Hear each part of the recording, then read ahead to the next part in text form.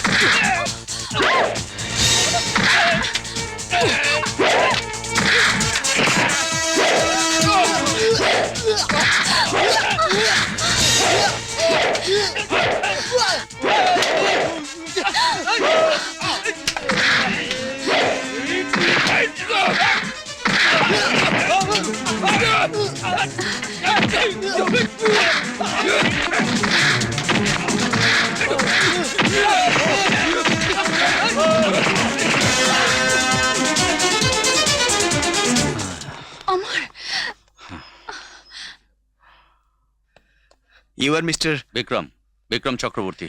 I am Amar Chaudhary. Meet my friend, Geeta. Hello, glad to meet you. নমস্কার। বুঝলেন বিক্রম বাবু, আপনি no Vikram বাবু, just Vikram. ওকে বিক্রম, আপনি আজকে আমার জন্য যা করলেন তার জন্য আমি চিরকৃতজ্ঞ। আরে না না না না, আমি যা করেছি তা একজন সৎ নাগরিক হিসেবে এটা আমার কর্তব্য। From now onward we are friend. বন্ধুত্বের মধ্যে কৃতজ্ঞতার কোনো স্থান নেই। So nice of you. Thanks for your nice compliments. আমরা তাহলে আসি। Bye bye bye. Bye bye. চলো বাই বাই। See you.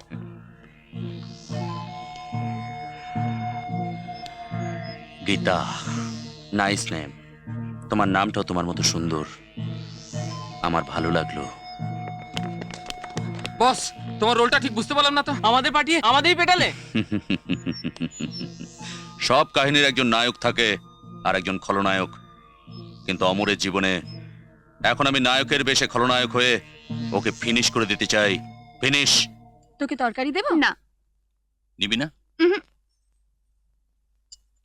আর দুটো লুচি দি। দাও।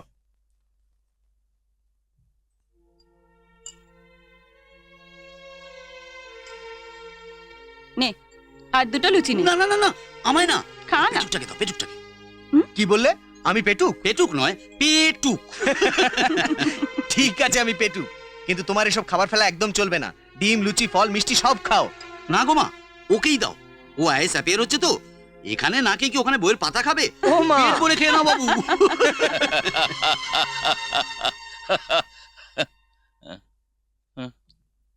কি হলো বাবা? কি ভাবছিলে? কিছু না। তুমি লুকোচ্ছ বাবা? তুমি অন্যমনস্ক হয়ে হাসছিলে। সবসময় অফিসের কথা ভাবো কেন? শান্তিতে বসে অন্তত খাও। না শান্তি, অজয়ের কথা ভাবলে আমি অন্যমনস্ক হয়ে যাই। অজয় কবে ভালো হবে, কবে আবার আমাদের সঙ্গে বসে একসঙ্গে খাবে। ওহো বাবা, তুমি এত ভাবছো কেন? সব ঠিক হয়ে যাবে। ডাক্তারবাবু তো বলেছেন 2-1টা শক ট্রিটমেন্টে দাদা পুরো ভালো হয়ে যাবে।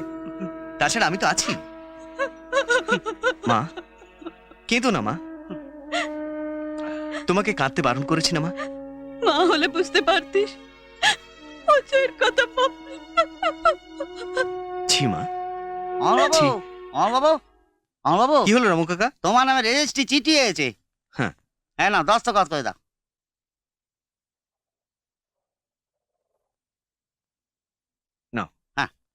নিঠুর গোয়ালিনী রসের বিনোদিনী। কিসের চিঠি রে? বাবা আমি আইএএস এ চান্স পেয়ে গেছি। Is it? ট্রেনিং এ চিঠি পাঠিয়েছে। Very good, congratulation congratulation. ছোটদা।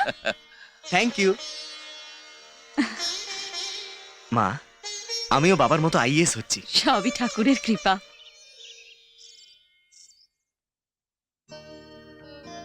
হুম? আহ,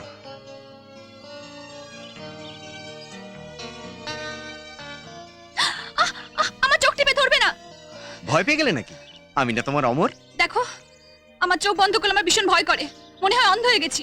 আচ্ছা, আমি যদি অন্ধ হয়ে যাই আমি কিন্তু ভয় পাবো না। কেন বলো তো? আমি তোমার চোখ দিয়ে দুনিয়া দেখবো। থাক থাক, আর বাহাদুরি দেখাতে হবে না। এসব বাজে কথা আমার একদম ভাল লাগে না। কতক্ষণ তোমার জন্য অপেক্ষা করছি জানো? আমি কি করব? বাবা এই নেমন্তন্ন পত্র ছাপাতে পাঠিয়ে দিল। নিমন্ত্রণ পত্র? হ্যাঁ। ওং শ্রী শ্রী প্রজাপতি নমঃ। আসন্ন অমুক তিথিতে আমার পুত্র আয়ুষ্মান শ্রীমান অমরের সহিত গীতার শুভ অমর, অমর, অমর, দেখো দেখো। অমর, তুমি আইএস চান্স পেয়েছো। মিথ্যু, এটা তো ট্রেনিং অর্ডার। আরে ম্যাডাম, ট্রেনিংটা হয়ে গেলে তো আমাদের বিয়ের লাইনটা ক্লিয়ার হবে। না হলে না শ্রীকৃষ্ণ চৌধুরী বিয়েতে রাজি হবে, না সুদাম দাশগুপ্ত। ও, তুমি ট্রেনিং এ চলে যাবে বলে এত মন ভোলানো কথা বলছো। বেশ, যদি তোমার ট্রেনিং এ চলে যাবার আছে, আমার সঙ্গে দেখা করার কি দরকার ছিল? আরে এ কি? তুমি কি আমায় কান্নাকাটি করে বিদায় দেবে? শোনো, কটা দিনের ট্রেনিং দেখতে দেখতে কেটে যাবে। আর তাছাড়া তোমার সামনে তো পরীক্ষা। তারপর তোমার হিরো এসে গেলে রাজা কি আয়েগি বারাত। এই গীতা, গীতা, এই শোনো। ছি।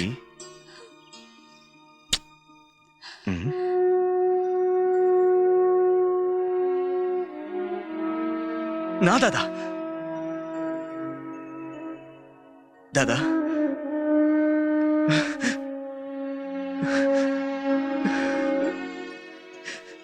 ছোটদা, গাড়ি এসে গেছে।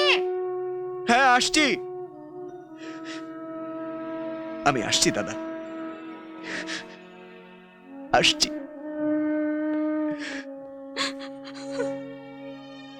ছিমা, তুমি কাঁদছো? না তো। শোন, তুই পৌঁছেই একটা ফোন করবি। একটা ফোন কেন? তুমি যদি বলো আমি রোজ ফোন করব। বাবা, থাক থাক থাক থাক, শরীরের যত্ন নিবি কেমন? হ্যাঁ। আইএস ট্রেনিংটা কিন্তু খুব টাফ, সময় মতো খাওয়া দাওয়া করিস। আরে থাক থাক, মন দিয়ে পড়াশোনা করবি। ঠিক আছে ছোটদা। রামু কাকা, ছোট বাবু, মামা, হ্যাঁ? বর্দার খেয়াল রেখো। ওহো, বাইরে যাওয়ার সময় কেন তুই এসব কথা ভাবছিস? আমরা সবাই আছি, তুই আয়। আসি মা।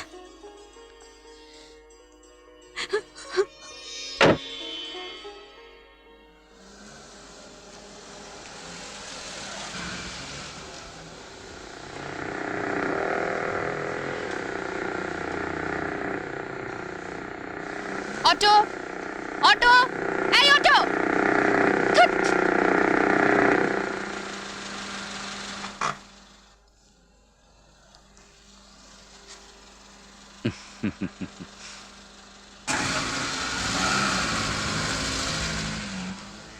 হ্যালো গীতা, কোথায়? কলেজে যাচ্ছ? হ্যাঁ। এসো, আমি তোমায় পৌঁছে দিচ্ছি। না না, আমি চলে যাব। এসো না প্লিজ। ওকে।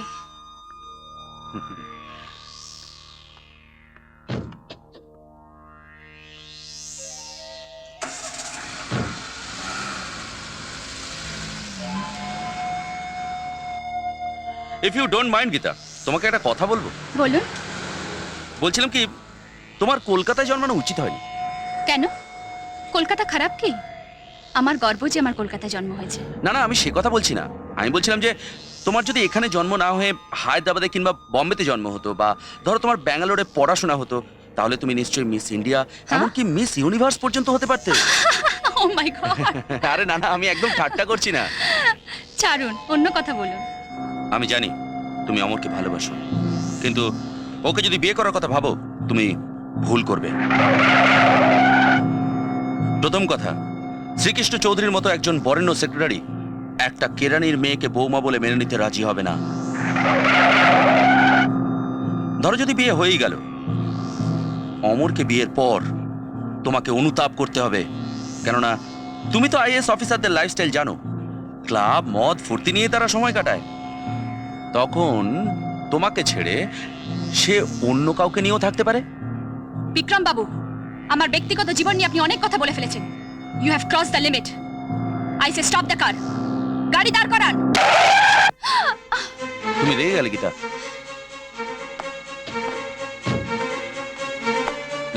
লিসেন গীতা, বলছিলাম যে এই ব্যাপারে তোমার আরেকবার ভাবা উচিত। বিক্রমের মতো বিজনেসম্যানকে বিয়ে করলে তুমি সুখীই থাকবে। ইয়েস।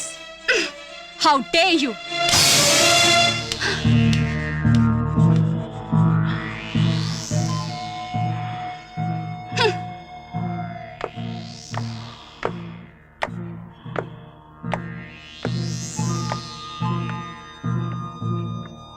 সব কাহিনীর একজন নায়ক থাকে আর একজন খলনায়ক। আমি এই কাহিনীর নায়ক হতে চাই না গীতা, আমি কেবল খলনায়ক।